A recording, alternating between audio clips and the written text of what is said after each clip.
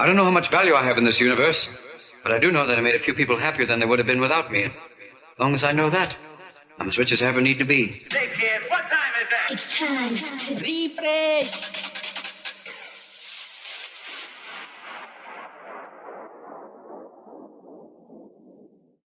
Back once again with another podcast. This is episode 75 of the It's Time to Refresh podcast. I think it's 75. If it's not, I'll edit it out.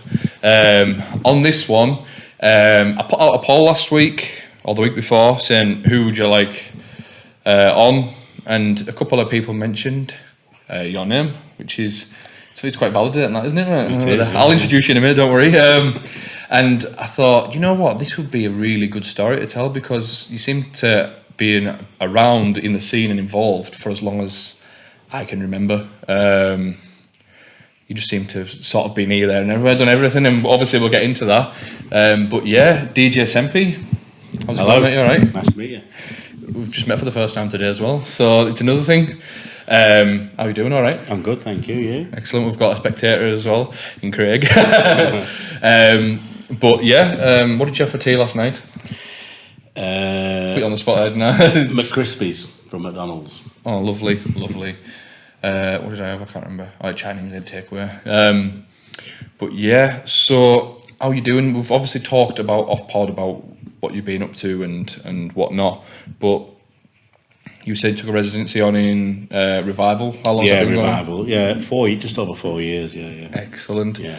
I do want to get into that because I was saying off pod that I'd played there, and it was such a good venue, and I really want to push something I think deserves time of day of getting it. Do you know what I mean? Yeah. But we're going to go right back to the beginning if that's okay. Oh, that's a long way back. How long's a long way back? Well, I've been playing at club level for 32 years. What year is that? I'm not working it out from the top. 1991. 91, yeah, right? Yeah. Oh, so you're sort of there from the early days of the rave, really. Well, the club scene as such. Yeah. So where did it all start for you? Let's not say the DJ. Where did the music come into your life? Well, I would say mid-80s, because I used to be a breakdancer and that, so I used to, Wow. yeah. Got any photos? I'll put them all on the top of the thing. Probably not now, no. Oh. My mum used to have some. Excellent. No, I think that's where it all started. Going to the electro, I think it was the breakdance movie, first of all. Every kid had it, a bit of Lionel on Street and the Ghetto Blaster. Amazing days. Yeah, it's the generation of that as well, isn't it? There's a lot of people who came into the rave scene off the back of the breakdancing. I know a couple of people. Who was it off the top of my head that I was thinking of in particular? I'm not sure. I'm sure like the lads up in Blackpool used to do it, the Fever lads. I'm sure they were break dancers back in the day. Yeah, there's quite a few of them. Yeah, it's interesting to see the crossover. It's that, like I say, it's that era that I'm 50 this year. Yeah. God, I don't even know I'm still here. But yeah, so that you got into that. What was the sort of music that you what was the influences like? I think it was like I say, for me it was like Shaka Khan, Ain't Nobody, stuff like that, because obviously from the breakdance movie, Tour de France, it's that electro kind of sound, and I think that's where, I got more and more involved with it, and obviously as a couple of years more went on, then I got into like the early, So do you think there was like the crossover into the house music sort of? Yeah, it was like it's almost like just cross. Obviously it was like 87, 88, and then you're getting into like the warehouse type of sound. And I used to go into school. I had this Walkman, and I always remember getting Warehouse Raves 1, which was the first thing, and I used to listen to it every day, there and back, for about 6 months. These same tracks. And what sort of tunes were there? They were like a electro, beginning of like before obviously the Italian and all that, way before that. But it was just this very smooth, very just prominent, really nice things, like Force Legato, which you probably won't know, but just really nice stuff that everybody's sampled off since. Yeah. Excellent. So then, who was the sort of like first DJ that you heard where it was like, this is, because obviously you've came around when the music's fresh, so when it's like when rave music come in, it was like brand new, and it's like, who was the first person that you heard doing that sound? Well, I mean, probably Paul Taylor was probably one of them, because he had Angels, and obviously obviously me being only a few miles away from there, you know, they used to do because weren't old enough, you know, when at first they used to do what you call a baby's angels, which were like up to 16-year-olds, so all obviously like 14, 16-year-olds, and you know, but it was like the sound back then, you know, like the 88, 89, 90 type thing, you know. I like it. Yeah, and obviously years later everybody worked for him, but it's just ironic, isn't it? You know, how things change. But so when you went there, it was obviously not being around. It's hard to like. I've always grown up with having house music being a thing, or Italian, or bounce music, or hard house, or trance. It's always been there. In the early days of house music, was it like shockingly new? Does that make sense? Like, yeah, it was like something, you know, completely new, you know, because you've obviously got Rick Astley, and then all of a sudden this new sound is like, wow, what's this? I love this. Yeah, so I imagine it probably took like it was really cool for the kids to get behind then. Does that make sense? Yeah. So it's like it's new, it was it's a fresh. start, like, I mean, especially with the warehouse, you know, the illegal raves that we all used to go to. You know, it was just phenomenal because it was like against the police, you know. You know what I mean? Because at that age, that's what you do, don't you? Like, that's what it is. Like, every generation's got it, and like I'm getting to the point in my life now. Do you know when you like your kids have gone to whatever they're onto, and it's like I don't get it. But obviously to them, it's all like when the birth of house music came along, for instance, they're like I know my grandparents were saying to my dad, it was like, we don't understand this. What is this? It's all just noise. Yeah, it's drug music. That's what they were saying because the way that the tabloids portrayed it, saying or rave music, it's the devil's music and all this, and it's like they don't understand it. And then the kids of today are like I think my little lad thinks that I'm into old people music. Do you know what I mean? Like, it's a generation thing. I wonder if he looks at it the way I look at Motown. Do you know what I mean? I look at Motown. That's like, oh, that's what the older people do. Not too bad, Motown. No, I like that's it. My age. But I like it though. No, I do. I genuinely like it. I like Motown, but I always think, oh, that's my dad's generation. Do you know what I mean? And I'm like, this house music, this stuff, this is cool. Or this is what it's about. And I bet he looks at me like, that music you play, it's just old man music. Like, do you know what I mean? So you were going to the under 16s. Was it under 16s or 18s? Under 16s. Under 16s. It would have been under 18s. Yeah. Lots of years ago. Yeah. I weren't old enough anyway. You couldn't buy a beer, that's for sure. Anyway, So that was your first sort of experience. What was your first experience going into a proper rave then? Well, obviously, I went to a few warehouse raves illegally. Yeah. Obviously, back in the day, but... so go on, you can divulge into that if you like. Or don't if you don't want to. Yeah, obviously, there were a lot of them in Blackburn. I remember you used to go into Monroe's and everybody used to go to Monroe's and then they'd find out where you were going, and the police used to stop all entrances into Great Allwood so you couldn't follow where the rave was. So can we just dig into that a little bit? That's all right. I think a lot of people would be interested in that. So how old were you when you first went to Monroe's? 16. You were 16? 16, yeah. You were that busy, you used to have a ticket. If you know, like a courtroom ticket with that pull outside, and they call you. If you had a ticket, you could get in, obviously, with your number. Yeah, what was the capacity? I think it's about 400. So it's a busy little spot then. Probably more outside though. Yeah, well, back in 89, 90 time thing. Well, if you look at, like, obviously you see the videos floating around online and that, don't you? Where it's like the footage and it's from the car park and there's like loads of cars on the car park and it's like you couldn't even get on the car park. Unheard of sort of thing. So you went to Monroe's for the first time. What was that like? Yeah, it was good. You know, it was just completely something else. You know? Something different. Have you never seen like anything like it before? No. Because a lot of people from who's not from this area don't understand the impact that place had to a lot of people around here. Was this like? Would you say it was like a hub for the music because it was fresh and like this is where you're gonna find this style of music? I think obviously there was no social media or anything like that back then, you know, and it was just everybody knew that. You went to Monroe's, you found out where the raves were. Yeah. You know, the illegal raves, you know, type thing. So how did that work? I'm just curious, that's all. So you go to Monroe's, would you go there for a few beers first? No, they didn't sell beer. Well, you know, obviously later on they didn't. But it was more often than not, you never got in. Right, You know, okay. he was just there to find out where the location were. Right, and then for those who don't know, how would that happen? So you pull up outside. Was it someone on the phone and passing it around the car park, or It was just word of mouth? Yeah. So how far were you travelling afield to get to these raves, for instance? Ones I went to were mainly around Blackburn. Yeah. You know what I mean, in that vicinity. You know, but like I say, I was only young. You know, it's a long time back. You know, type of thing. But they were just mad days, proper mad days. Excellent. What was it like going to your first legal rave then? Because that would Scary. feel brand new, isn't it? Yeah, scary. You know, it was just like, what is this? What's, you know, you're young, you know, you're naive, and you know, you're like, Yeah. So what can you remember the first one and where it was or anything like that?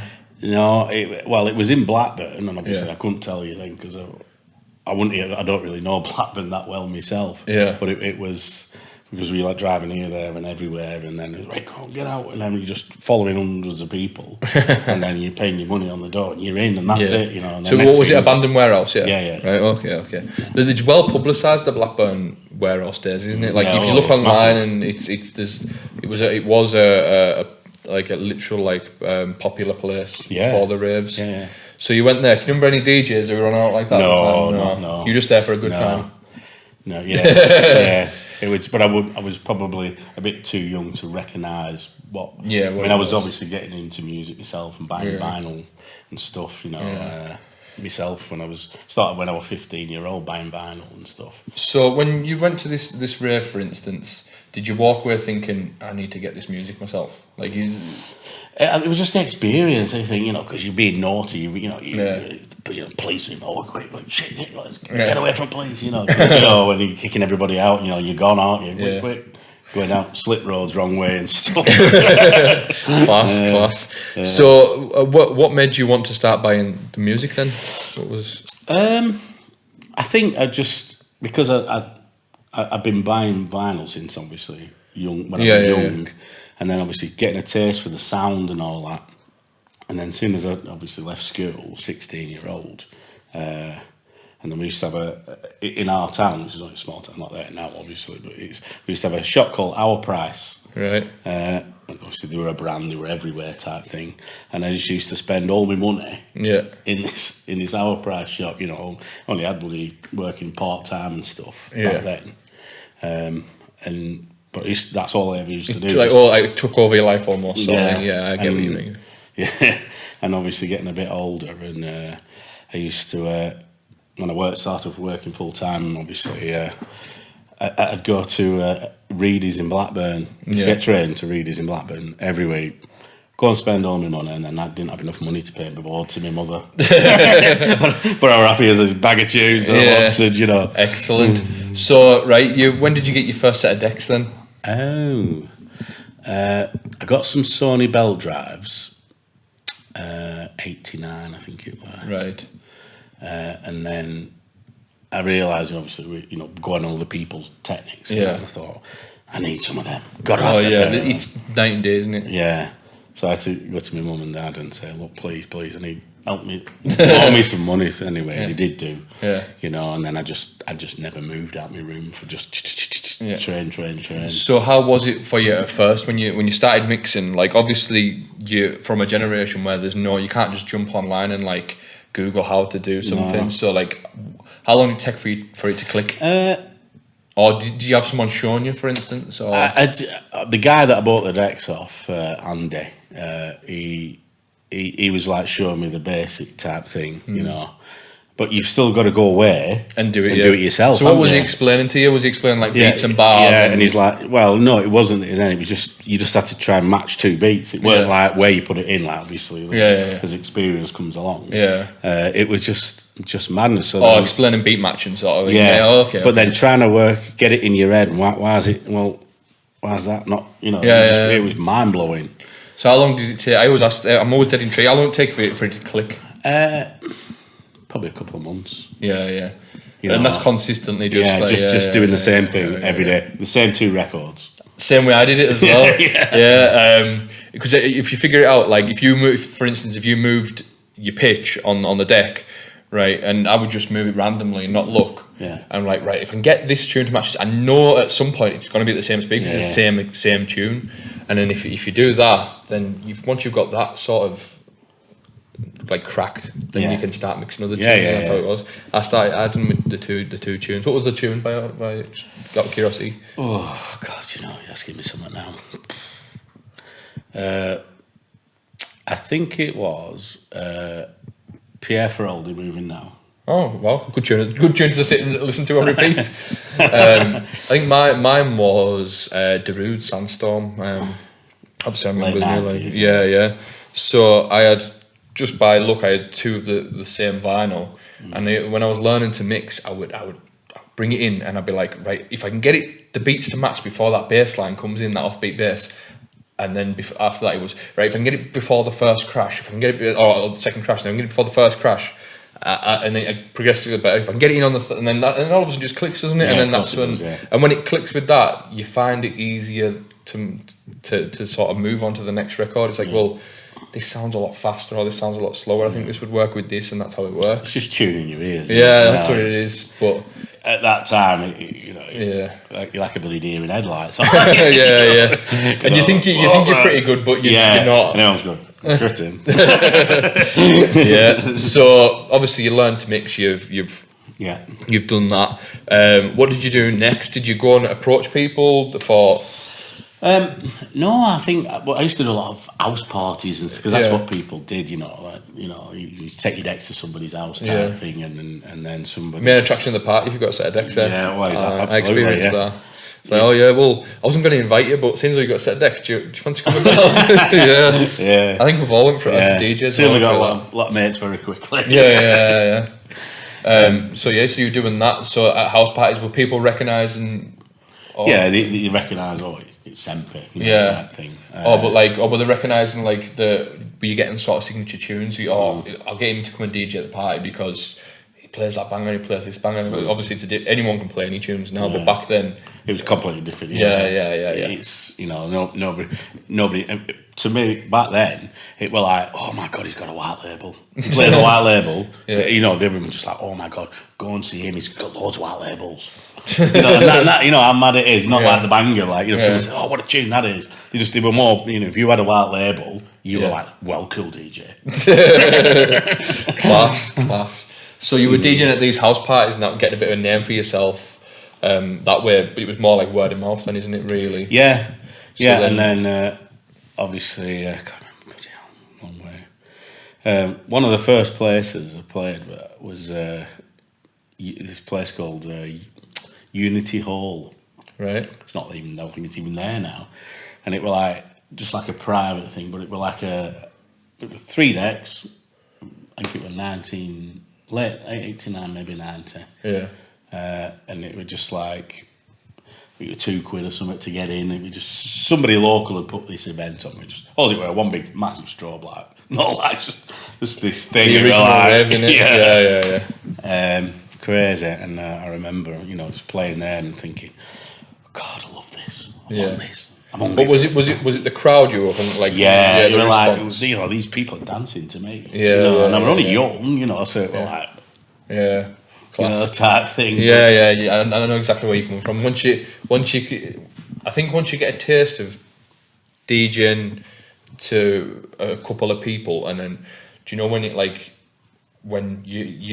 there's obviously when you jump on, you might play 1 or 2 tunes and you're just tuning into the crowd, but when you get tuned in and it clicks, that feeling's quite addictive, isn't it? Oh, absolutely, yeah. And even now, when you've hit that zone with that floor, you're on it, aren't you? You're focused. Yeah, and you hear of all these DJs who retire and they've retired 5 times, and it's because there's no feeling when you're DJing like it in which you can't replicate that hit that you get when you're DJing. Do you know what I mean? I've never come across something where it's that sort of satisfaction where it's like you've got all these people tuned into the same frequency, and you're playing away, and then the next tune that's coming along is got an absolute banger. So when you bring it in and they're going nuts to it, it's that endorphin you get off it. The thing is, once it's in your blood, it stays in your blood forever. And anybody that tells me that I'm retiring, it's either a publicity stunt, or they're just talking shit. exactly. Because you just can't get away from it. You know, it's whatever. You know, if you've done something, you know, in the public eye, you know, especially obviously in the music scene, or somebody to, you know, it stays with you whether you're a singer or a DJ, you're a rapper or I don't know, but it's you'll never ever leave it. Everyone always comes back when they're retired. But everyone always comes back. That's why I've never been away. Exactly. So you were sort of going forward. You played this night and you've got a taste for it. Yeah. Was this the part where you're like, I need to get out there? Like, I just thought I need more tunes. More obviously. You're never enough tunes. No. But were you like, did you get the itch to just write? It just made me hungry. I want to do this again. Where else can I do this? Excellent. So when was your sort of like first booking? How did that come on? First booking was probably in a bar in Nelson called The Station. It used to have a nightclub underneath called Reflections. Yep. So this guy got hold of a tape of mine, and he rang me up. And he said, "Is this your tape?" I said, "Has it got my name on it?" Yeah, then. Anyway, he said, "Can you come and play? Can you come and play?" And I went, "Yeah, well, I'll buzz in, you know, take your next down thing." And so we ended up playing in this bar, but downstairs there was a nightclub, which obviously we used to do. Anyway, I always remember this one time. So we're having this party downstairs, and everything shut at 2:00 back then. Yeah. So I'm there mixing away. I guess it's prod or head, and I'm like, 1 minute, I'm mixing. And prod, he got harder. I looked up like that, there's a copper staring at me. Thought, shit, turn it off now. Oh, God. You know, I know I was only like 18, 19 then, but, you know, it's just one of them silly things that stick in your head, aren't they, you know. So did you turn it off?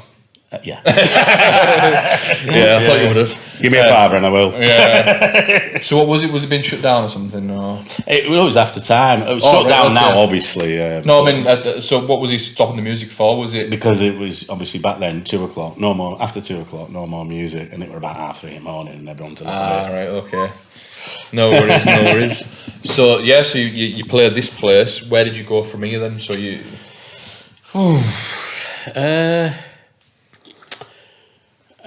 Bloody hell, where did I go from there? I did a few bars. Was this off the back of your tapes then? Yeah. It's and then I got involved with Carlos. Right. Okay. Obviously Blueberries as well. You know, at that kind of era time. Right. Okay. Thing. And I was just doing spots, places. You know. So it was just like guest slots here and yeah. So no residencies. Not really residencies. No. Yeah. So. I think a lot of people who know you would know you from maybe like the Carlos type thing. Do you know what I mean? So when you played there, how was that on recommendation, or did you go in with a demo, or what was the? It was more when. I'm trying to remember now. a lot of stuff back then would have been word of mouth as well. Yeah, it's like, it was more like that anyway. And just getting involved with them and stuff, and then meeting obviously JFMC. Yeah, you know, that was a big help. You know, getting him involved. You know, he get me involved in stuff. So that was kind of where that was. Oh, absolutely. And then obviously you sort of getting your name around and whatnot. Were you? When did you start sort of going further afield? You know what I mean? Like, I got this after that. I got a residency at Blueberries in Nelson, right? And then I was quite there for quite a while. What was the music policy? Anything I wanted to, okay, really. That's good. That's good. It was. I mean, back then it was just dance music. It weren't like it was garage or it was this. Yeah. It was just dance, you know. Yeah. And I was probably playing more floor filling stuff for that era of time, you know, like 94, anthems, 94, 95. And then this guy that I knew was a doorman at Monroe's. Right. And then he said, "Why don't you go and audition? You auditioned on Wednesdays." He said, "I've told him about you, come over." So I went over. That's where I met Pete Daly. Mm-hmm. So was this just sorry for interrupting, but like, was this for you like an end game? Was this like, oh, I'd love to play Monroe's? Was that? Yeah, because I'd obviously been there As a kid, yeah, that's what I'm thinking. and it was like, wow, I've actually got a chance here. Get your like foot in the door sort of thing. And I think it was maybe late '94. I think it were about late '94 when I went there. Yeah. And Pete was obviously listening with a couple of other DJs, and obviously Ian from Munro's. And he said, yeah, we like him. And that's where my relationship with Pete started, because obviously I was there nearly 10 years, type thing. So yeah, that was like an opening of another chapter, of my life, that was spent every week there, type thing. So what was the deal there then? So you went there, and what did you do every Saturday night, or what was it, Friday? Or? It was Saturdays. Yeah, we used to do every Saturday. And how long were you doing on a Saturday night? Was it? Well, you just do an hour, but because you're up until 9 o'clock, you could do graveyard shift. Yeah. Or it could be 2 hours if somebody didn't turn up. 90 minutes, whatever. So were you going in there as a DJ and staying the night, or what were you going like? No, I'd stay the night. Most times. Yeah. Obviously in the first few years I did. And as you get older, change change a little bit, But so you were going down there and you were just buzzing to be playing there. And it's like. Yeah, I think with the bond I had with Pete, we just really buzzed off it. You connect, don't you, with certain people. Oh yeah. When it clicks, doesn't it? And then so there you playing there. What sort of style were you playing when you got in there? It was more what we call. It was like old schoolish to where pumping house. Yeah. Pumping house was like, it was really, really, really. It was like a different sound, and I think this is where the bounce and stuff is coming from now, because it was, So what year was this then? I think it was late '94 to '95. Yeah, that's the proper early sort of pumping house sort of stuff coming in. But it was good stuff, It was just a lot of it was brilliant UK house, just that you didn't really get, because apart from like the Italians rule the roost in the early '90s, with the piano house and that. But it was just this new sound, great. So back then you either went into like the housey side, or you were like into jungle. Yeah. And I've never been into jungle myself, but so obviously because I was into this house sound, I kind of followed that route, if you will. Yeah. So how did you notice that the whole time at Monroe's with the music evolving and changing? I don't think you realised it at the time. You just went with whatever, the flow, whatever. Yeah. And before you know it, you've gone from this to like pumping house to like early trance, and then the thing is, because there isn't all the sub-genres that's out there. It's like you're just playing house music. Oh, this is a bit faster, this one. Oh, this is a bit slower, this one. This is, do you know what I mean? This has got a bit more melodic, this one's a bit tougher. And then before you know it, you've got like 10 different genres. But you just play it and it sort of works all together. Do you know what I mean? So when would you say you developed what I would call that Sempie style? Oh, well, there's different style. There's different eras of my style, if you will. I do remember once playing, obviously, that when this like donkey sound type thing, I always remember playing Aldridge and Glennon, whatever, which is obviously Piedmont team. Yeah. And it was a really different, hard, but like donk style, a bit of a scratch thing in it. And I was first person to play it in there. Yeah. And when I played it, Ian went, "Turn this off, it's too hard, this." And look where it went. I know, it's insane, isn't it? It was just crazy. Yeah. Absolutely. And I tell people to this all the time. Yeah. So we'll talk sort of memories of Monroe's. Yeah. What sort of stick out nights were there for you during that period? Because it's a long time you were there. When you think about it. I think I did enjoy like the 95 to 97. When it was fresh for you. Yeah. When it was, music wasn't as I don't know. It was like a natural sound. But I think maybe at the age of my life then as well, and everybody else were. It was there was really happy vibes before. Things start getting a bit angry and stuff like, because. The club scene in certain areas, certain styles, has got a little bit angry on it, you know what I mean? Gets a little bit moodier. Yeah. I know the back end of the Monroe's days, a lot of people said that went there. It was a bit moody. Do you know what I mean? It got a bit like that. But obviously, it was never like that to begin with. Because everybody loved each other. You know, it was just no matter where you come from, how big or how small you were. You know, we're just this. And if there were any issues, it just got dealt with like that. Out, gone. Right, let's carry on. Carry on. Yeah, it's the best way to be. So, just out of curiosity and stuff like that, when you were playing there, like that was a truly after hours. Sort of venue. 9 o'clock in the morning. Yeah. So, what was the deal there for? Like in your experience, was it like?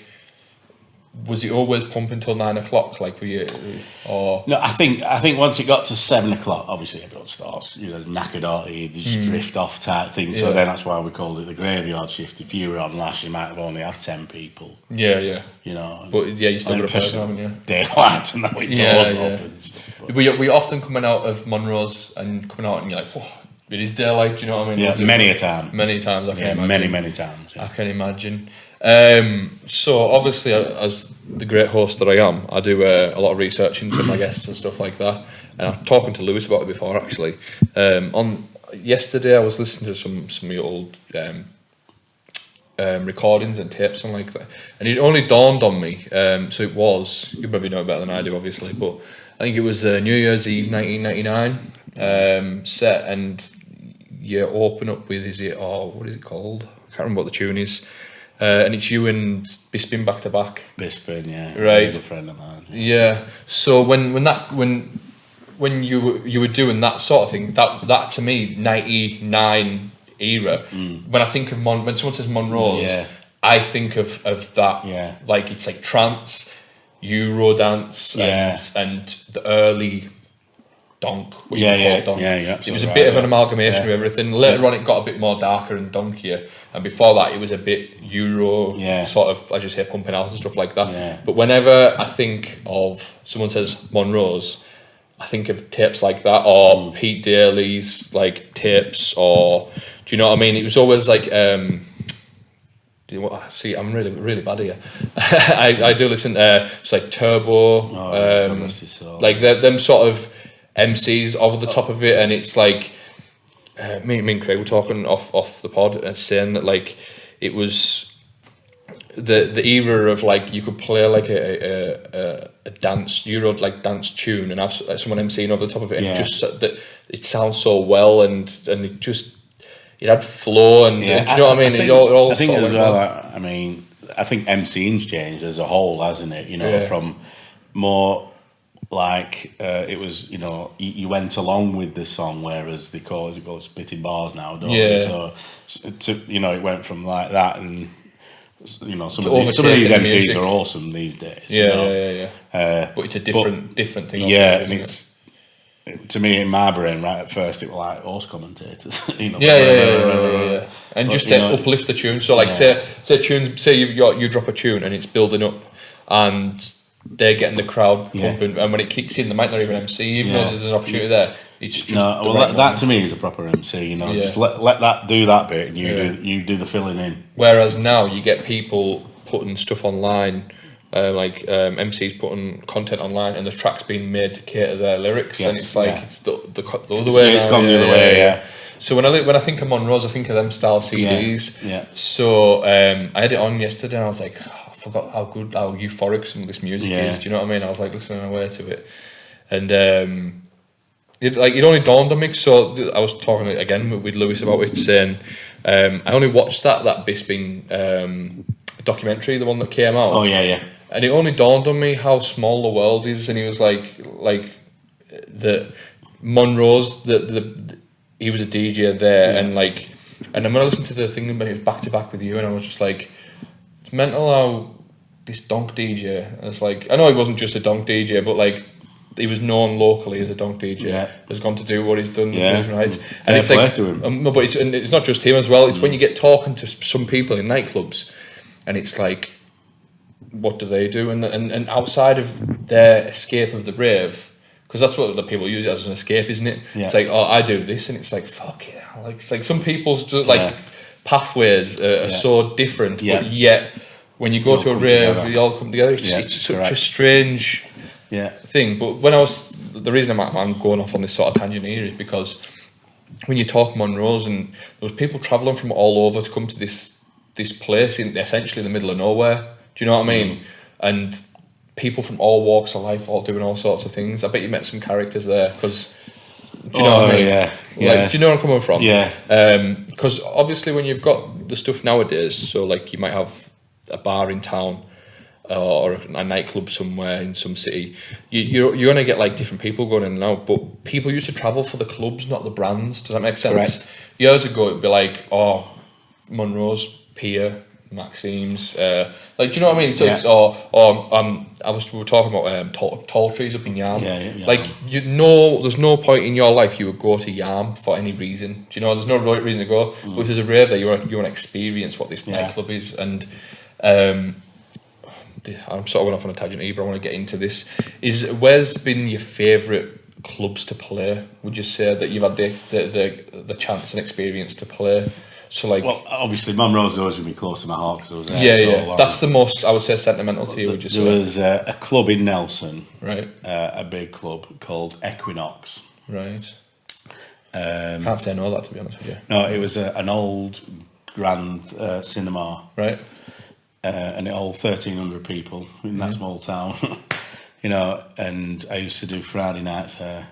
That was 97, I think. Was that one of your favourites, would you say? Yeah, because I used to have one of the DJs on, which was Darren, obviously, who produced with. But at 12 o'clock, they used to drop the lights and I'd go on and there's like full capacity, 1,300 people, and then boom, and then nice. They just knew it were me, and then it would just the airs on back of your neck, you know, and it's an experience like that that will never ever leave you in your life. Yeah. One thing about your generation of, say, like when the tapes were going around and stuff like that, how people were getting them from all over. Like, you're not just contained into like Burnley, Blackburn, and all this. Like I'm sure your tapes got about our way. Do you know what I mean? And that's like 2.5 hour drive away, and it's like it's mental to know that like you could go and play a club somewhere, like, and somebody never been to this place before, but when you go there, everyone knows, oh, that's Sempie, and he's that, like, say, Monroe's DJ, and I've heard of him on the tapes, and now I get to experience it for the first time. Yeah. So did you do some gigs that were like sort of further afield where you were like, it felt a bit surreal for you, would you say? Yeah, I've done quite a few places, obviously, up and down. Done Leeds, obviously, Halifax, played Coliseum in Halifax before. Yeah. I've obviously Blackburn, Preston. Preston was all right. How did you find the crowds? Was it different? Do you know what I mean? Different to, I think it's different when you don't know anybody. Yeah. As to like 20 people in front of you that you do know, you know. Yeah. You know, it always helps, doesn't it? You know, to when you do know people, especially if it's obviously if you've got 1,000 people in front of you, you're just seeing 1,000 people, you're not really seeing anybody. But if you've only got 100 people in front of you, I just think you get a better reaction if you know people. Yeah. But that's you my know who opinion. to watch for though as well. Like, that's another thing with DJing. If you know who's the, what you'll call like party animal, if they're reacting to it, you're like, right, okay, this sort of works. Yeah. The only reason I asked you is because in this area, and I don't know if you think, whenever I play in Burnley's, this sort of like, I would say, 10-15 mile radius, I always find I have to play a little bit tougher. Like, I have to change my style up a little tiny bit just to cater for this crowd. Whereas if I go and play, I don't know, like last week I was in Lancaster. Yeah. There's tunes that I play there that I don't think I could get away with playing here, and vice versa. I think different areas have different styles, and locals don't like to get away from it. They just fix their whatever style that is. They ain't moving from it, so you've got to play that. Yeah. And that's probably why you see, what you're saying. You'll get away with that in Lancaster. You won't get away with it here. Yeah, absolutely. So we sort of went off on a thing there, but I was just curious to see your opinion. That's all. Yeah. It's hard to educate people that only want one style. That's the thing. That's it. Yeah. So the later years of Monroe's. What was the thing there? Like, did you play right through to the end with them? Probably in the last year, I think because I was playing other places and I was getting tired, you know what I mean? Because I go and play a club and then go and play thereafter, you know. Yeah. It kind of, and sometimes, you know, I've done 3 clubs and that was like the end one, you know. And I just thought, you know what, I've been here long enough, and so I kind of left just before the end. Right. Okay. So where else were you playing in that time then? I was playing in Burnley called Genesis. Right. Okay. I think I might have heard of that place before. So I was there quite a while. Did you find that when you were say you would play Genesis and then you would go to Monroe's, would you play 2 different styles of music completely, or was it? Probably, yeah. Monroe's a bit harder. Yeah.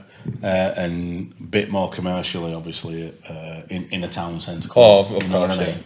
yeah. Just intriguing, just to know, to see, because in that time, obviously, if people were sort of splitting the difference, do you know what I mean? Yeah. Like whether DJs were picking up on that at the time or not. Obviously, retrospectively, you can see it. Yeah. Oh, that's where you play the harder music. But as you say, you were just going with the flow at the time, and that's how it sort of works. So we're coming up into the 2000s to the mid 2000s. What were you up to then at that point? So I was still obviously at Monroe's until 2003, and then I was playing in bars then, so I started playing a lot of funky house and all that carry on. That was that sort of funky house peak era, that as well, wasn't it? 2003, 2004. Yeah, 99 to 2004. Yeah. So I was like playing bounce events, and obviously playing, because I think if you want to survive in the industry, you've got to be multi-genre and adaptable. Yeah, definitely. I've got this real problem now where it's like, because everyone knows me for playing bounce, which it's my own fault, but in my area, I'm known as the bounce DJ. Like if anyone, I've said this before, if you get brushed with that stick, it's good in the times when it's popular, and everyone's like, oh, I need a bounce DJ. First person you go to is me, and it's great. But then when it's not as popular, because it's phases where it comes in, it's not so much. No one wants to know you. Do you know what I mean? So being adaptable, I should really. It's number one key, I think. Yeah, from my experience. Oh you know yeah. what I mean? Definitely. So you're doing the funky house and that. How were you finding that? Were you enjoying that? Yeah. I like, because I've obviously like old school. Yeah. You know, brought up on the the 128, 130. It's all it is new house, isn't it? Yeah. You know what I mean? A lot of it sounds recycled as well. Yeah, of course. Well, music. I mean, even bounce is just recycled old school, isn't it? You know what I mean? Yeah. So going forward from there, then were you playing like various clubs? Yeah. I kind of just went for a while. I just went into like playing bars, playing a lot of this house, and then as like 2006, 2007, 2000, towards that end, got a little bit more like Ministry of Sound, electro sound, you know what I mean? And I used to get a lot of. I used to be signed to. I used to be on mailing list to Ministry of Sound. So constantly CD packages through the door. Excellent. So you kind of just go with that kind of thing. Is there a moment? Obviously, you're I would call you a seasoned DJ. Was there a moment in time where the music changed for you at all? Where it's like maybe this style isn't for me, or so to me personally, in about 2010-ish, when the electro thing got really big, I just didn't understand it. No, I don't think I did a lot with that, if I'm honest. Yeah, it was a bit. Yeah, it was a bit. I don't know. Strange. It was really popular, but for me, just didn't tick the boxes everything else did. Do you know what I mean? That's just my personal opinion. But was there any moment like that for you from say 91 onwards? The only thing I really didn't like. Well, I didn't like jungle. Yeah. It was just noise to me. And then because I'm an Italian house DJ, from like 88 to bloody 93, but then it kind of went a bit like Euro-y, like just sounded like Eurovision Song Contest. Oh yeah, I know exactly what you mean. Yeah, and I just couldn't entertain it. I know a lot of people like it, and fair play to you. Yeah. But it just I don't know. I just Too felt like cheesy. Exactly is the word. I just felt like I was listening to Eurovision. It's almost like when it was commercialised, and that's when it becomes. I think that's when I went into like this pumping house, because they went like you're an Italian. People say, oh, you're an Italian house DJ. Well, you're either early or you're late Italian. Yeah. It's mental when you go to these old school nights, and there's literally a split in the crowd of like, I'm a synth Italian and I'm a piano Italian. Yeah, it's like exactly to my point. It's like there. Some, not all cases, 'cause I like both, to be fair, but in some cases there's the diehards who are like, get that synth off right now, it's piano here, or vice versa. It's like, don't put that fucking piano shit on, we need the synth stuff. Classic. So to like 2010 and stuff like that, what were you doing at this point? I was just doing bars really, and and probably I think I kind of just came out the club scene, and we're just doing bars. And when I know it sounds when was the first like sort of Monroe's reunion? Bloody hell! It must have been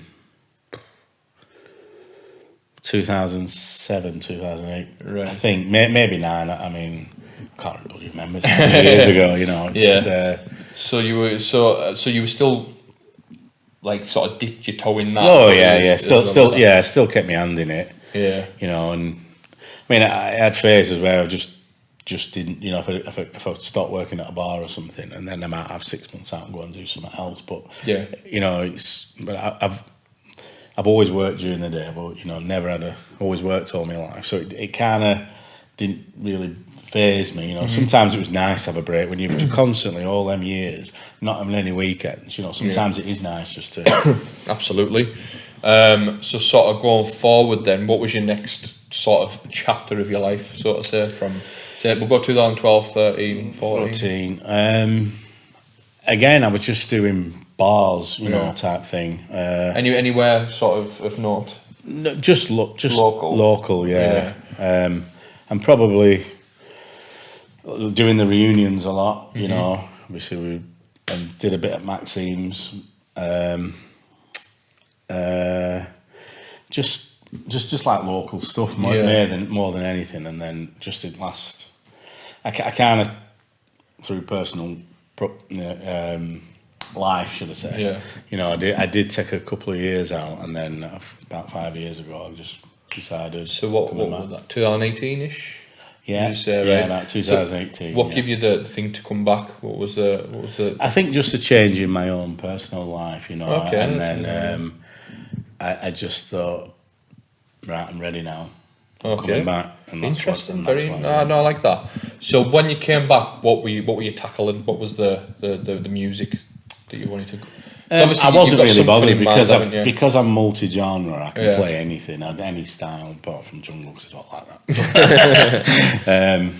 But gonna get that printed on a t-shirt. Sempie, I don't like jungle. I'm not a junglist. Yeah, not a junglist. Yeah. No, fair play to anybody that likes it, but it's just not my bag. No, I get it. You know what I mean? And then I think that was about the time that I met Bobby Sether. Right. Okay. And he messaged me on Facebook and he said we'd never met. Okay. And he's just said he said, will you come for a meet? I've got this bar in Nelson. And I thought, I'm not going back to Nelson. I've done everywhere Nelson. Nelson's been there for 10 years. I'm not going back to Nelson. And he said, come and have a meet. So I went and had a meet, and his first thing he said to me was, I thought you'd be taller. Wow. But now I'm a short horse, pal. Yeah. Well, we're going to open sentence. That doesn't I put think you that's off. where we got off straight away. Yeah. He was a great guy. Yeah. So for those who don't know, obviously we'll just give a sort of bit of a background. He bought, was it a working men's club? He did. He bought a working men's club called the Irish League. Yeah. He shared something on Facebook not so long ago where it was when he first got it, and he showed you the transformation, what it looked like and what it looks like now. It's night and day. It looked like your average sort of working men's club, a bit dated, and you know where it is, like what the average working men's club is, and he's put a lot of time and effort into it, and it looks brilliant now. Like as I say, I mean, get into this. when he got it, there was no roof on it. There was pigeons living in the roof. Oh really? Yeah, completely. Yeah, it was completely red. I mean, I never saw it in that state because he'd done it up. I think I met him in the March, and he he'd been working on it 6 months, or he'd been open 3 months at the time. Right. I can't remember exactly. So what did the meeting entail? What? So we met you. He obviously Yeah. asked. He said, "Thought you were taller." He said, yeah, it's not hard. He said, I want you to do a night here, and I had a look round and I thought, go on then, why not? Right. Type thing. He's a very persuasive man. He's very good at talking. Oh yeah. Really, he can charm the birds out the trees, as they say. Oh yeah. So then we arranged this night, and it was packed out, and I think that was part of the bug that made me think, I'm ready now. I'm ready to come back. So what was it? Just out of interest, what did you do? What was it was just a night with me, and I got to play anything I wanted to do, and I did kind of went a bit old schooly to start with, and then old school bounce later on. Oh, okay, interesting. And it was just packed from start to finish. And that give you the itch again, didn't Yeah. it? Okay. It scratched the itch as well. Like, obviously, you always miss it. You always miss it, guaranteed. Yeah. Like I say, once it's in your blood, it's in your That's blood, it. innit? Absolutely. So from there, like you've become a resident down there. I'm just going if I can see on like. It was. We kind of connected, and we just. I said, you tell me what you want to do with it. Mm-hmm. He said, well, I want it to be full. I said, well, you're going to have to. If you want to do it right, you need to listen to me. You need to invest into these people that I'm telling you. So the first person we got was MC Leroy. Oh, great MC, by the way. Yeah, very, very good. Yeah. A lot of people are a bit thing of his style. When I first heard him, I thought, "Wow, he sounds different." He give off different. He give off for instance, I first heard. I don't know. I'm trying to think of an example. There's a obviously MC Storm, for instance, saying hardcore. Yeah. I first heard him and I thought, he doesn't sound, because obviously to me, I only knew northern MCs. To me, I knew the Italian MCs and whatnot. And when I heard this guy with a southern accent, I thought, what the fuck's this? And it's like, and his delivery and his energy, you could feel it in his voice. And then for years, I heard maybe one or two, Tim and JFMC. When I first heard him, I thought, he's different. Who starts singing? Do you know what I mean? It's like that type of thing. And that is, to me, it's a style. It's a style, but it helps the song along, and it just creates that happy vibe, Instead of being a dark MC, he's a bright MC, you know what I mean? Some energy about him, you know what I mean? Yeah. His presence is just phenomenal. And then I heard Leroy, and I was just like, this is different. Because when I first heard it, I'd never listened to the old recordings with him from years ago. Yeah. So when I first heard him, I heard him going over new bounce music. I thought, fucking hell, this is different. It's like, because it was so different. It wasn't just your usual guy doing the usual spiel. It was all like, it was just different flavour. And I thought, and then when you listen, you think, "Oh, this is quite good. This he's got a control over the crowd, and really, really rate him. To be honest with you, good MC." So you said about getting him involved. Yeah. So we did that, and that worked out a dream. And then we kind of just went on to the next one. I can't remember whether it was Nicky B or Pete Daly and Project D. Right. We went for different styles, you see. Mm-hmm. But I think it could have been Nicky B, Mm-hmm. I mean, Nicky B's like, to me, if I had people say, I mean, it's only a myth, but people who say that I was like, at my era, I was probably, like the king of Burnley. Well, he's took that title and run away with it. You know what I mean? Yeah. It's next generation. Next generation, fantastic DJ, absolutely fantastic, Nicky B. Yeah, he's got a very, very particular style, hasn't he? Yeah, like it's the way he mixes and the way he plays and stuff like that. Yeah. There's a reason so many people try to replicate what he does as well. Do you know what I mean? But they can't. Exactly. So you had Nick on, you had who else did you say? Project D. So then you're just trying to sort of create a bit of a buzz about the club. Yeah. And then obviously the pandemic hit. Yeah, and then restart again, which was really hard because trying to get people back after oh no, I'm not going on COVID. What did you do during COVID then? Were you doing any live streams or I did do a couple of live streams. I found them more stressful than standing in front of 2,000 people. I agree. Do you want to know why? Technology. technology's not my friend. I don't like sitting there with the camera on, and it's, I don't know. I just. You're not doing so bad. I know. Well, listen, I've told you when we were talking off pod, I did say like the whole camera thing. I wasn't a pusher of the camera on the pod, but it's literally it gets so many more people engaged having the video, and it's like I don't like the sound of my own voice. Like that's said, I don't listen back to these podcasts. I certainly don't like looking at myself back. Do you know what I mean? So yeah, it's not great. But yeah, when you were doing the live stream era where people were playing and doing all sorts of live sets, just keep people entertained and stuff, I found it dead stressful because you don't know if the tunes are working because you're not getting a reaction, and it's like the closest thing you get to reactions like the thumbs up on the Facebook saying like or like people commenting on the tune. It's like, and if they don't comment, you're like, well, they're not enjoying this tune, or it's a very, very weird time to be alive. Yeah, very, very straight. I mean, to me, it'd be like, everyone sat there staring at you. You know, even though they probably weren't. I felt like, even though they probably weren't, they were just on as background noise. So when it all came back and you had to restart again, was it literally like day dot again when the club opened? As soon as it opened, you weren't allowed to have music over a certain decibel, if you remember rightly. You know, it was. I mean, I was doing retro live streams as well. That was the same type thing at the time, you know. But obviously, when it got lifted, then we could start going again. But I still felt it were like not as much. You know, people didn't come out the same because people were scared. You know, there was a certain uneasiness. Definitely, correct, I can remember. Correct, good word. Yeah. So, how did you find sort of getting back off the ground again? Was it? I mean, it didn't matter to me. We were just trying to get people into the bar. You know, so obviously I've spent a lot of time at Revival. Now it's called Revival. Yeah. You know, it's just convinced. I mean, now it's like it's never been, doesn't it? Yeah. You know, it's like it never existed. It never existed. Yeah, you know? I've noticed that. That's only this year that I think that's happened as well. Everyone was a bit sceptical in 2022. 2021 was the same. Yeah. But this year, I feel like normality's resumed. Do you know what I mean? Like, finally. Yeah. Like it never existed. Yeah. And then I think that's great. So I want to touch on this as well, but whilst we're getting your story out there, production. When did that start?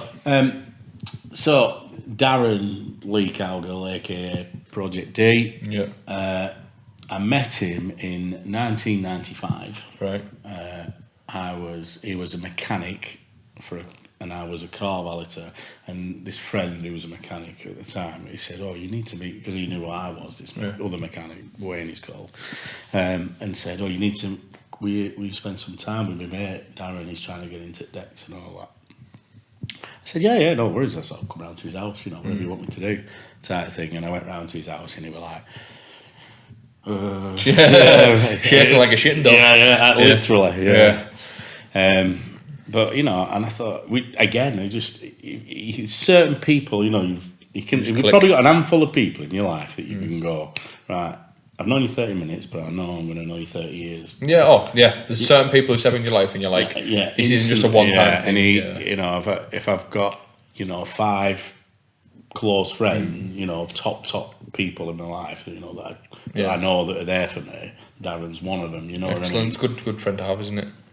Yeah, so going back a little bit, I'll tell you this. So he wanted to play. So I said, right, okay, I'll take you to this Equinox. Right, okay. And it was a big place. So I said, right, you go on decks. I said, it's your turn now. Are you sure? Yeah. And then I used to purposely piss off and leave him. And he'd be like, deer in the headlights, deal with it, yeah. You know, I'd go off gallivanting. It's a good education, I suppose. You only one way to it deep end, don't you? Type thing. And I think from there we just, you know, that's how we got involved. And then as we kind of through live, you just get busy, don't you? And then we after a couple of years or whatever, we didn't really see each other. And he went off into production, right? And then I met him again. I think it was about 2003. Okay. So I said, I'd love to write a track.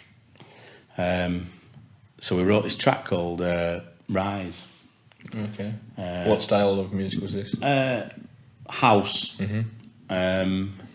Would you say that you had the ideas there? Yeah. Sort of thing. Like I want to make a tune because I've got this thought in my head I think would work on a dance floor. Yeah, I mean, Darren is an absolutely fantastic engineer. You know, his brain level is just, you know. And I think as well with my experience of music, samples, you know, and, you know, we have a brainwaves about something, you know, I can go, I'll get that, or that is. You know, type thing. And so we wrote this track in 2003, and then fast forward a few more years, which was 2018, when I started getting back into it, and I bumped into Darren, and I said, well, to make a track, you know, type thing. And we wrote Need. Right. And Need came out on Salford City Records. Yeah. And, you know, it's a popular track, you know, it's house music track, you know. Did you pressed on a vinyl, that one? No, that was the first one. Yeah. First track came out, it came on digital format. Okay. So we play it, you know, we write at 1:30 type thing. Okay. So typically you go either way on the floor. And you know, we just got the bug together, you know, it was really good. So then we just carried on with it, and obviously we've had 2, 3, 4 vinyls out. We've got a few more coming out this year. That's excellent. How does it feel that you went through all them? That you went through the late 80s, early 90s, 2000s, maybe not in the later 2000s, but you went through a lot of time buying all these records, and then now it's come full circle, and you're holding your own record. How does that feel? Yeah, and I'll tell you something. I around 2015, 16. Yeah. Obviously having CDJs, and I thought, don't need vinyl anymore, so I got rid of most of it. Right. And then when we released the vinyl again, I got the bug again, so it cost me thousands trying to buy it all back again. yeah. You know, this is probably what you see here is probably a third of what I used to have. Yeah. You know, when you're an active jock though, and you having to keep up with the new music, and especially when it was brand new back then, and it was different styles, different. I'm not joking you. When you used to go into a record shop in the early 90s, and you put that track on and put it on headphones, and it were like, you know, hairs on back of your neck. You're like, oh my god, I've got this. You know, class. What a track. You know, couldn't wait to get home and play it. You know, but I mean, it's different now, isn't it? You just get sent an MP3, and it's all right. That, but I mean, the actual buzz of a vinyl is different. Once you hold something physically in your hand as well, it's it could be just what's the word? It could be psychological. Yeah, but. If it's psychological and that's the buzz you get, then I'm all for it. Do you know what I mean? It could be like placebo, where it's like, I value this track because it's a physical format more than I do this. Even though the other tune's better, it's like, I've got this on vinyl. Yeah. Like, do you know what I mean? Yeah. Like I hold somewhat like Ultra Beat Pretty Green Eyes in higher regard because I've got physical format of it, or like, do you know what I mean? Like, you just use that as an example. When you play a vinyl machine, it creates a different sound to what it does on an MP3. I think. There is a science behind that, though, isn't there? It's when it's pressed up. It's pressed when you master digitally. You cut more of like the low end and stuff out like that, so the grooves are deeper there. You get a deeper bass. Like There is. For years, I was just like, that sounds like bull. That sounds like someone who doesn't want to let go. But then when you look into it, there is an art to it. Yeah, there is actual things. I noticed when I started ripping, sort of like talking off pod, I was saying I still collect vinyl. I only collect stuff now that you can't get on, say, CD or digital, because obviously you would buy the maxi mixes. Bands music, you mean? Not I collect everything, man. Everything. So let's say I'm trying to get like this tune and I hear it and I know no one else has got it, or like I like it that much, I'll go out and buy the CD single. Yeah. Maybe like the maxi CD where there's like 10 different mixes on or whatever. Yeah. Rip them all to the computer, and this is it. When I play it, and someone was, where did you get that from? I was like, well, I bought it. So it's like, there's nothing you can do about that. You know what I mean? Like, you can go find a crap rip on the internet if you want, but I know it's not available. And if that fails and it's only released on vinyl, I'll buy the vinyl. That's my thing now. Do you know what I mean? Like I said, me and my postman's got a deal. He knows where to put the vinyl if I buy it. If it looks like a 12-inch record, he knows right, that goes there. That goes there in the garden if I'm not in. Yeah. But yeah, so I buy the vinyl, and when I rip it in and I put it into my DAW to sort of tidy up and process it, it's like you can the bass hits on the frequency spectrum much deeper and on a deeper level. Yeah. And it's true. It's my opinion, like. But I just want to ask you this: what was your favourite production you've done so far? Then I noticed this one's just sitting there at the background.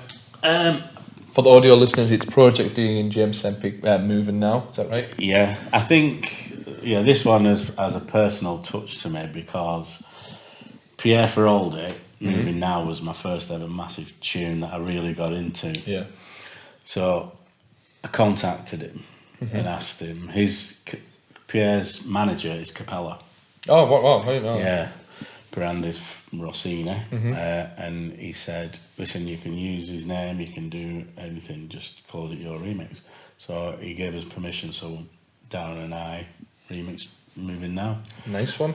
What would you say your favourite is? I know it's you're more personal. You said. I think my favourite track that we've done is Special. Right, and why is that? It's just, I don't know, there's just something about it that stands out anywhere, and loads of people play it, in the old school scene.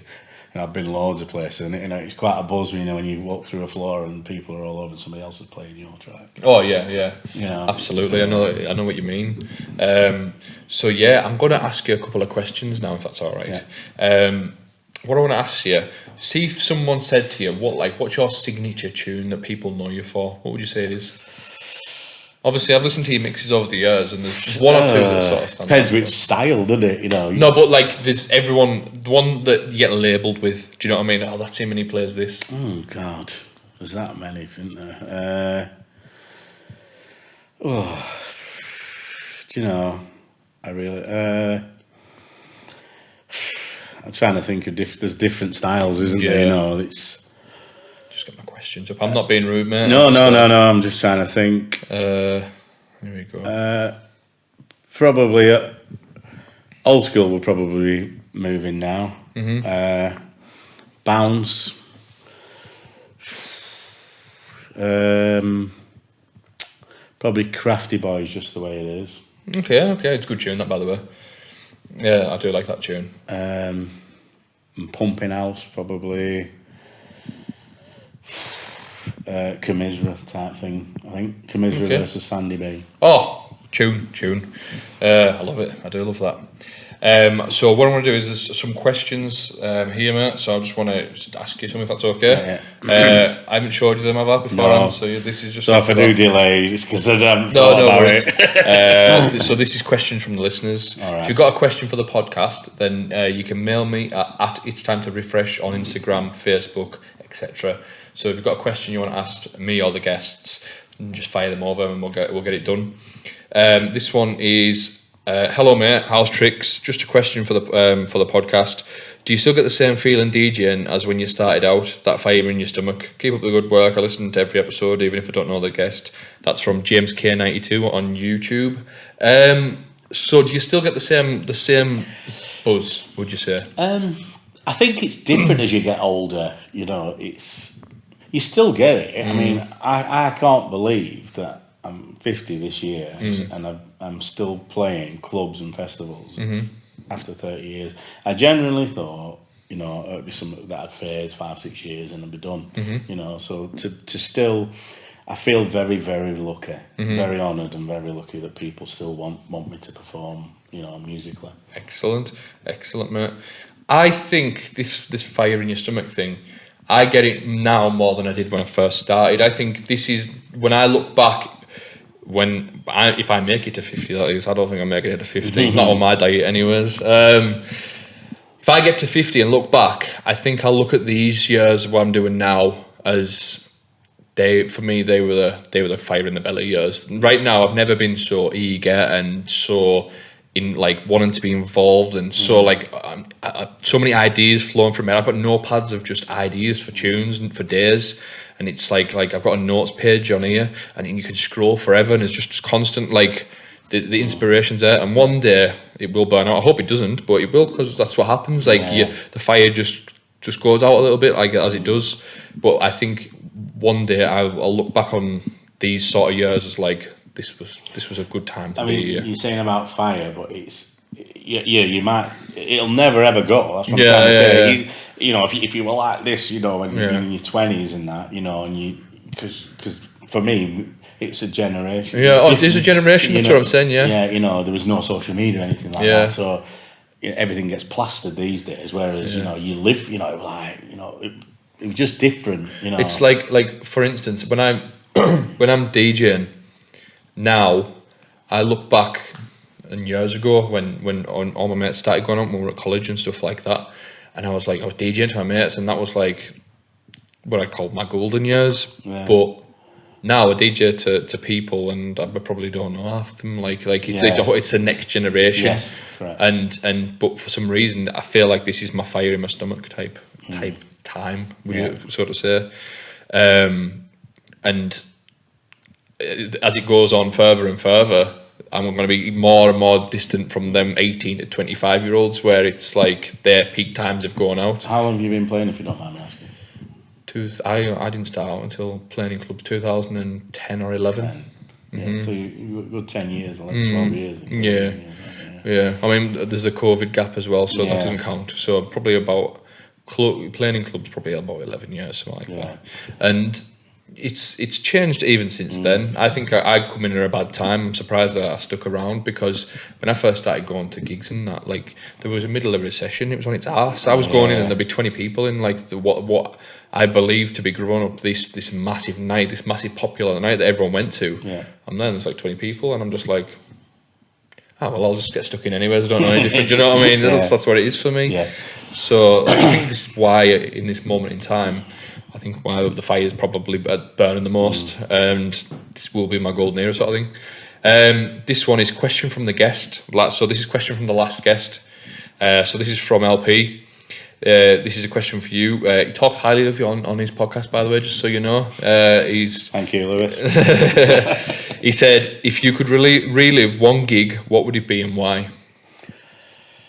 Ooh, probably Equinox. Right. Is that just for the experience? Yeah, because I think when you've 1,300 people in front of you and the whole building, and it's a massive tour, you know, your DJ box was right at the top, and the whole thing just went complete darkness for like 10 seconds, and then lights would go on, boom, and then everybody knew it was just a rush that you so that for you, that's where you would, if you could relive that one gig, that's where it would be. Yeah, probably. Yeah, fantastic. That's a brilliant answer, to be fair. I do like that. I do this with every guest now. It's a new feature that one of the guests come up with. He says, why don't you ask the last guest for a question? And I think it's good. So I'm going to get you a question for the next guest. At the end of this, I'll give you a message and you can have a think for a question. I think it's a good feature. Let me know if you like that feature, by the way. So I just want to ask, what have you got coming up? What's the sort of, what have you got on the horizon? I've obviously doing a lot of gigs for Bobby. My next big gig is at Rejuvenation in. It's in the lineup, very stacked lineup as well. Very stacked lineup. It's my second time up at Reju, which you know, that's a bucket list gig for me. That just it was for me. I mean, it's Cypher. You know, what a guy, you know what I mean? Yeah, lovely couple. Yeah. So it's just, I don't think I've been anywhere where I feel like I've gone back 30 years. That's the only place, you know, and it is surreal, absolutely surreal. And when you go, and obviously, have you been yourself? No, I got invited to go. You need to do 2000. I don't know what year it was, but I think it was a guy called. It's literally like as I was starting to like sort of come out in this area, because like I started coming out in the Lancashire, got involved in the Lancashire scene about 2013, I think. And someone said, I think it was a guy called Graham or Gavin or something. Anyways, we got talking and he was like, listen, there's this thing popping up over here, you need to come to it. It's got such a range of music and it's so good. Oh, it's crazy. And he was like, it's like a rabbit hole. So you go through one room, it's one style, you open another door. I love that. It's just crazy. It's what's missing in the bigger events, in my opinion. You'll see every walks of life there, you know. Yeah. It's brilliant. I love it. And you sort of discover stuff that you maybe you would never go to. For me personally, I would never go to say of choice, go to say like a techno gig or something like that, or to be honest, all the styles on Rejuve are all sort of stuff I listen to anyway, so it doesn't matter. So I was going to say, you might walk into a room and discover music that you didn't know you liked, but I love all that. I love everything from the house stuff to the piano stuff to the hard house. There's the hardcore. They've got such a range, but that's all what I'm into anyway, so it doesn't matter. So, but like if you're a raver and you've only ever went to hardcore and you discover, what's this? Who's this DJ? It's really going off here, and then you discover a whole new love for music. I think that's the best way to be. Yeah. So yeah, when's that? 11th of November. 11th of November. Get yourself there. I'd recommend it. Even though I've never been, I'd recommend it because I do too. Anything else coming up, mate? I'm going to take a month out because I'm getting married. Oh, congratulations! Well, I'm going to New York. Lovely. That's also on bucket list as well. I would love to go to New York. I just know it off the movies. Do you know what I mean? And it's just somewhere. Have you been before? No. So to me, when you say New York, I think of like all the movies when you see the big like skyscraper from JFK airport and stuff. That's, to me, that's what it is, and the hustle and bustle and all that, the yellow taxis and obviously all the sights and everything like that. I want to go for dollar pizza. Like that's the type of person I am. Travel all the way there for a dollar pizza. Yeah, I want to try that out. Should be amazing then, mate. Yeah. Excellent. So taking a month out for that. When do you go to New York then? 27th of November. So you'll get the true New York weather as well. It will be. Yeah. I'll get a big jacket on. It'll be freezing, won't it? Yeah. Before we sign off today, I just want to ask you: do you watch the podcast at all, or have you watched any episodes? I've watched a few this week. Yeah. Okay, right. So I asked everyone: you're going to get the electric chair because I don't know, you seem like a lovely guy, so I don't want to give you the electric chair, but you're getting the electric chair because for whatever reason, right? And you've got one last meal, right? So this is your death row meal, right? You can have a starter, main, dessert, and a beverage to wash it down. What you having? Fillet steak, medium rare. Medium rare is a good shout, mate. Okay. What you having for your starter? Don't want one. I just want that. Well, you're gonna stretch this out, mate. You live a little bit longer. Give me 2 pints. All right, I'll accept that. What about your dessert? Another 2 pints. Yeah. And what you should down with another 2 pints. Yeah. So 6 pints in a medium. You're not even gonna have chips with the steak. You just have the steak and the pints. This is how we roll. Excellent. Belter answer. I usually shout at people for saying steak because everyone says steak. I'm like. But I mean, if you're having 6 pints with it, you're going off in style, mate. Probably can't even remember getting the electric chair. But, I suppose so. I just want to say thank you for coming on, mate. It's been an absolute pleasure. It's such a good episode. I've really enjoyed this. I think, I'm not going to lie, I'm just going to say this on pod as well. I want you back for a part 2 because I think there's so much more I could dig into, and I just wanted to get like a brief history of you. Yeah. And to me, it's been brilliant. I've loved it. Excellent. I've enjoyed it myself. If you've enjoyed this, then share it with your mates. I bang on this. I say the same crack every week. If you've enjoyed it, put it in your WhatsApp groups, share it on your social medias. This is how we grow as a podcast. And if you think, fucking hell, he's got a bit of an interesting story, then and you think other people, your mates, I used to listen to Sempie growing up, or they've got a love for the music or out like that, then share it with them and say, hey, I think you might like this. I've enjoyed it. Or if you think it was shit, then what can you do? Just share it. Sorry if it is. Yeah, share it with them and just go, hey, have you seen this shit? Well, at least you're gonna view it. You never know, they might like it. And if you've really enjoyed it, you can sign up to our Patreon, which you get early access. You get the stuff you get the episode on a Friday instead of a Monday when it goes out publicly. You get the Patreon exclusives, all the little bonus bits we do behind the scenes, just as a little bit of a thank you for supporting it. And that's from £3 a month, and that's patreon.com/itstimetoriffresh. It's been my pleasure having you on, mate. And honestly, I hope you've enjoyed this because I've really enjoyed it. So I'll see you again next week.